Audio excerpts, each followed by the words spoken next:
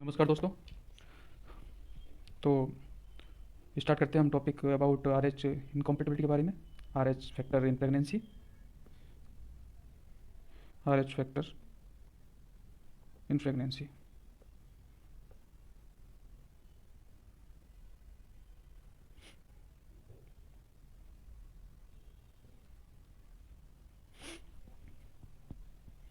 ठीक है दोस्तों, इसमें एक फ्रेंड आ इसमें एक टर्म आती है दोस्तों, R H आइसोमिनाइजेशन।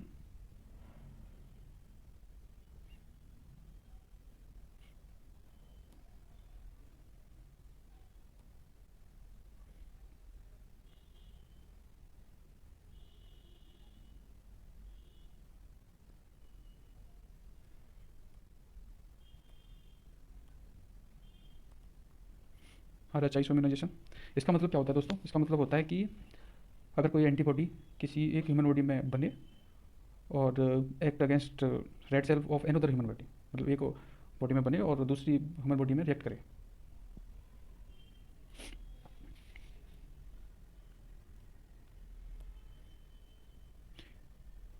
Antibody, sorry,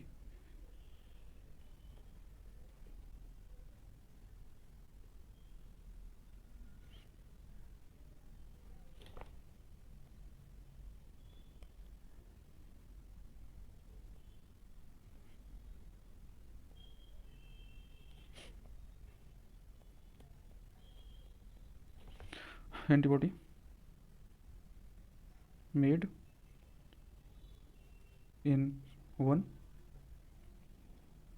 human body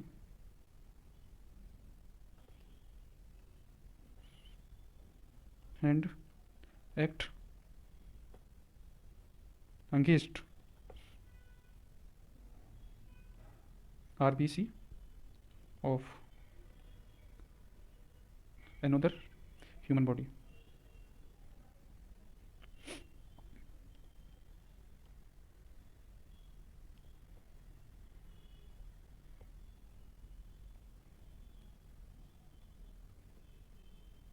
इसका मतलब आप समझ गए होंगे कि अगर एंटीबॉडी एक ह्यूमन बॉडी के अंदर बनती है और दूसरी ह्यूमन बॉडी की आरबीसी के अगेंस्ट वर्क करती है। इसका एग्जांपल हम ऐसे समझ सकते हैं जैसे मदर के अंदर, यूट्रस के अंदर फिटस होता है। तो अगर मदर के अंदर आर एच एंटीजन के अगेंस्ट एंटीबॉडी बन जाती है तो फिटस को आरबीसी को किल करेगी, फिटस की आरबीसी को डिस्ट्रॉय करेगी उसको। ये इसका मतलब होता है सीधे सीधे। अब पढ़ते हैं आर एच फैक्टर और डिटेल में इसके बारे में। आर एच फैक्टर दोस्तों ये प्रेजेंट होता है आपका, ये प्रेजेंट होता है फर्स्ट क्रोमोसोम पे, ये प्रेजेंट होता है दोस्तों, प्रेजेंट ऑन क्रोमोसोम नंबर 1। ठीक है, नंबर क्रोमोसोम प्रेजेंट होता है और इसका जो मेन एंटीजन होता है दोस्तों, मेन एंटीजन होता है इसका, सॉरी, इसका जो मेन एंटीजन होता है वो होता है डी। इसका मेन एंटीजन डी होता है दोस्तों। हम पढ़ते हैं इसके आगे डिटेल में कि क्या प्रोसेस होती है, कैसे ये फीटस की आरबीसी को किल करता है, कैसे क्या कंडीशंस होती हैं। तो सिंपली हम समझते हैं थोड़ा सा जेनेटिकल कि क्या प्रोसेस होती है इसकी। जैसे मान लो फादर मदर, अगर फादर पॉजिटिव है, I mean father D antigen positive है, डी एंटीजन है उसके फादर के पास, मदर के पास नहीं है, मदर नेगेटिव है, तो जो डी डोमिनेंट है इसके ऊपर, तो इसमें 100% चांस होगा। ठीक है, और मान लो अगर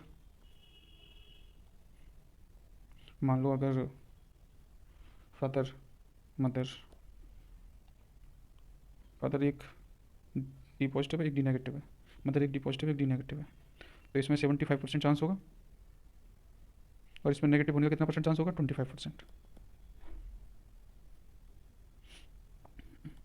और एक कंडीशन और ले लो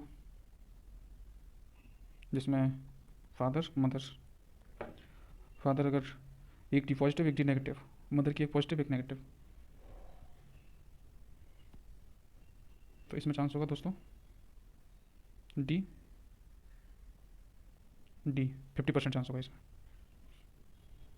ठीक है दोस्तों,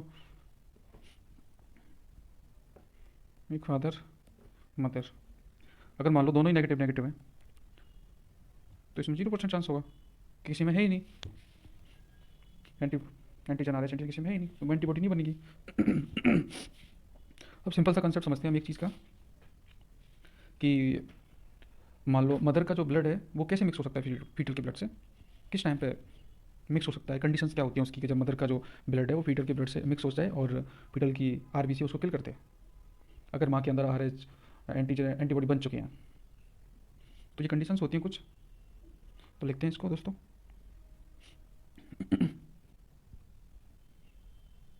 mother blood mix, sorry, with foetal blood at the time of. अब देखो किस किस टाइम पे माँ का ब्लड है जो बच्चे के ब्लड से मिक्स हो सकता है, कौन सी सिचुएशन के अंदर माँ का ब्लड है जो बच्चे के ब्लड से मिक्स हो सकता है। तो लिखते हैं अपन, इसमें नंबर 1 पे आता है, सॉरी नंबर 1 पे नहीं, लिखते हैं एक तो डिलीवरी के टाइम पे हो सकता है,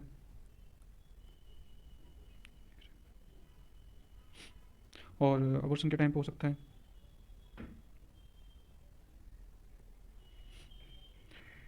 मोलर प्रेगनेंसी के टाइम पे हो सकता है,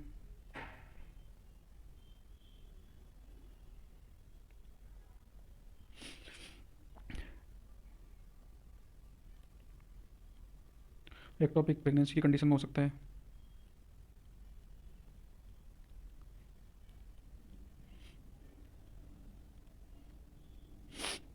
एक्टोपिक प्रेगनेंसी कंडीशन में हो सकता है, एनी इंजरी ऑफ एब्डोमेन,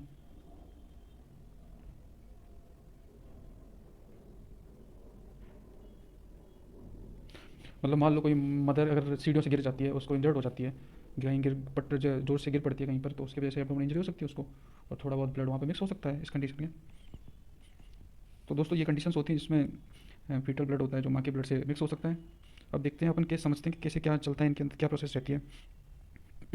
कौन सा बच्चा सेफ रहता है, कौन सी डिलीवरी में बच्चा सेफ रहता है, फर्स्ट सेकंड क्या प्रोसेस रहती है, समझते हैं।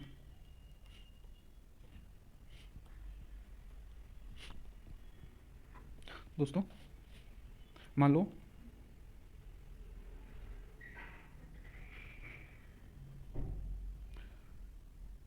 आर एच नेगेटिव मदर है,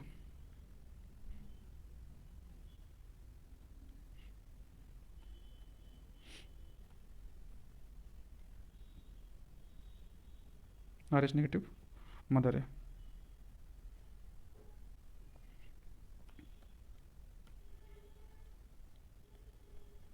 आर एच नेगेटिव मदर है प्लस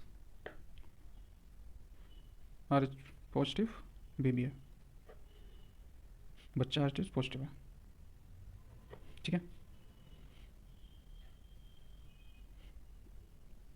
तो क्या हो गया इस कंडीशन में, क्या होगा कि मदर क्या है, सेंसिटाइज हो जाएगी डिलीवरी के टाइम पे आर एच एंटीजन के लिए, तो sensitisation, sorry, sensitisation of mother. ठीक है, और क्या होगा, जो फर्स्ट अपना मदर का बेबी रहेगा वो सेफ होगा, फिर first baby will be safe.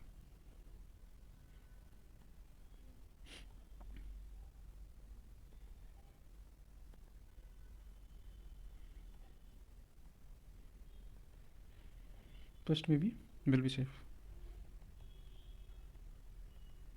ठीक है, ठीक है दोस्तों, ये तो फर्स्ट कंडीशन। अब मदर सेंसिटाइज हो गई आर एच एंटीजन के लिए। अब देखो दूसरी कंडीशन में क्या होगा, अब यहाँ पे mother R H sensitise mother है, R H sensitise mother,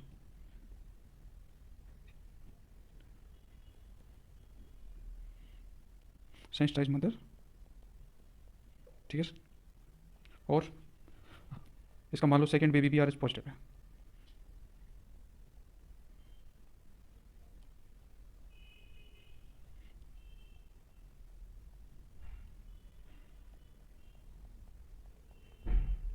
R H positive baby है सेकेंड, ठीक है। अब क्या होगा, इस कंडीशन में आर एच इनकॉम्पिटिबिलिटी पाई जाएगी। जो हमने पूरी प्रोसेस अब तक समझी है वो यहाँ पर होगी। अब क्या होगा कि इस कंडीशन में जो मदर है उसके अंदर एंटीबॉडी बन चुकी हैं आर एच एंटीजन के लिए। अब वो क्या करेंगी, एंटीबॉडी बच्चे की फीटस को, सॉरी मदर के फीटस को किल कर देगी। तो इस कंडीशन में जो बीपी है वो सेफ नहीं होगा। तो लिखते हैं यहाँ पे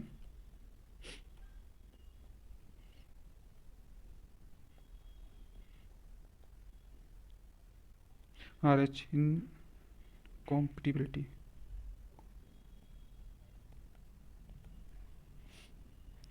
occurs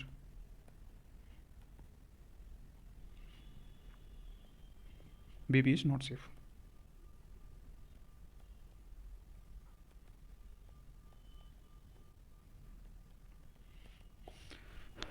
तो इस कंडीशन में क्या होगा, बेबी इज नॉट सेफ, ठीक है दोस्तों।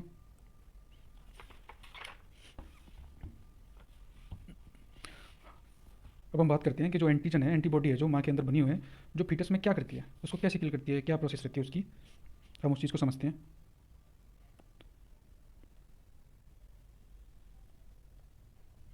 Antigen, sorry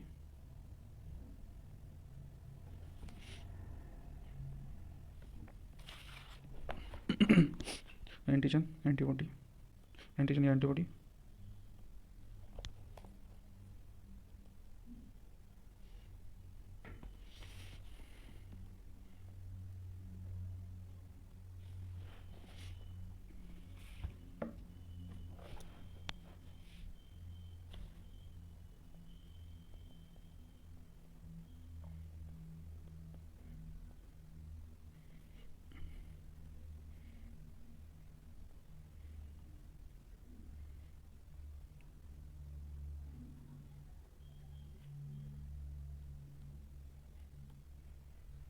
antigen antibody reaction on foetal RBC.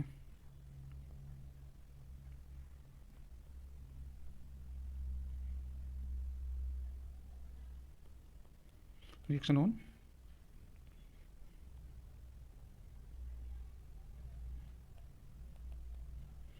Fetal RBC. तो ये क्या करेगी, देखो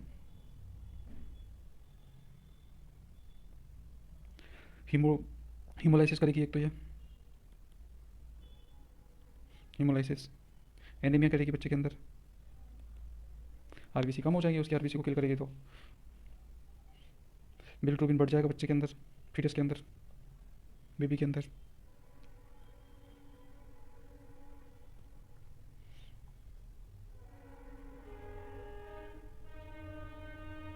बिलिट्रूबिन बढ़ जाएगा फीटस के अंदर, ठीक है। और हाइड्रोप्स फिटलिस हो जाएगा,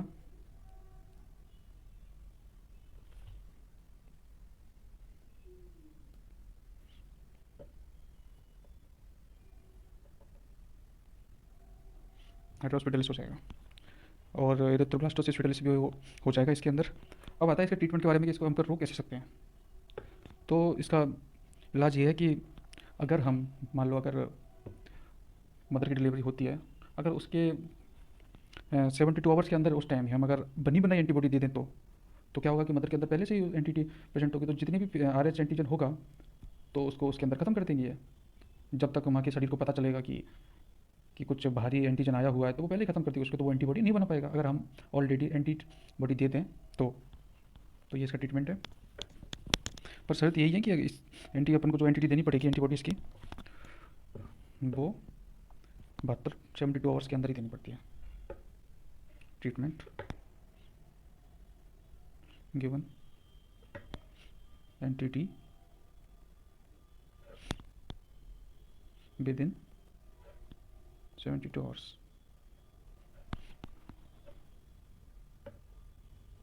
तो थैंक यू दोस्तों, थैंक्स फॉर वॉचिंग। आपको अच्छा लगा तो प्लीज़ लाइक सब्सक्राइब करें, एंड जो भी आपका फीडबैक है कमेंट सेक्शन में मेरे को बताएं, जो भी वीकनेस है वो इम्प्रूवमेंट करूँगा मैं। Thank you.